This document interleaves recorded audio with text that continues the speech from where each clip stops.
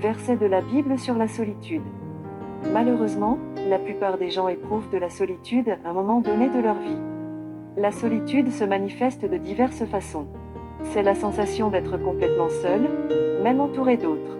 Il vous dit que personne ne vous comprend ou ne comprend vos problèmes. Il transmet le message que vous êtes inconnu et mal compris. Il y a de l'espoir, peu importe comment la solitude se manifeste dans votre vie et les circonstances. Voici quelques-uns de mes versets préférés de la Bible sur la solitude. Ces écritures sont idéales pour quand vous vous sentez isolé. Jean 14, 6. Jésus lui dit, « Je suis le chemin, la vérité et la vie. Nul ne vient au Père que par moi. » Ésaïe 49, 14 à 16.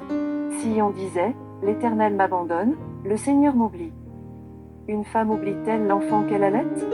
N'a-t-elle pas pitié du fruit de ses entrailles? Quand elle l'oublierait, moi je ne t'oublierai point.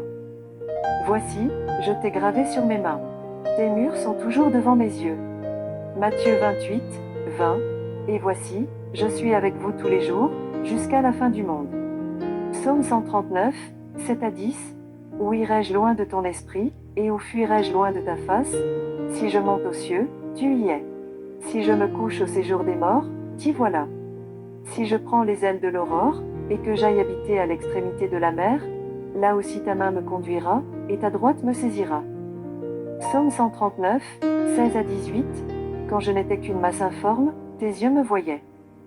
Et sur ton livre étaient tous inscrits les jours qui m'étaient destinés, avant qu'aucun d'eux existât. Que tes pensées, ô Dieu, me semblent impénétrables. Que le nombre en est grand. Si je les compte, elles sont plus nombreuses que les grains de sable. Je m'éveille, et je suis encore avec toi. Psaume 68, 7a. Dieu donne une famille à ceux qui étaient abandonnés, il délivre les captifs et les rend heureux. Jean 14, 18. Je ne vous laisserai pas orphelins, je viendrai à vous. 1 Jean 4, 7 à 11. Bien-aimés, aimons-nous les uns les autres. Car l'amour est de Dieu, et quiconque aime est né de Dieu et connaît Dieu. Celui qui n'aime pas n'a pas connu Dieu, car Dieu est amour.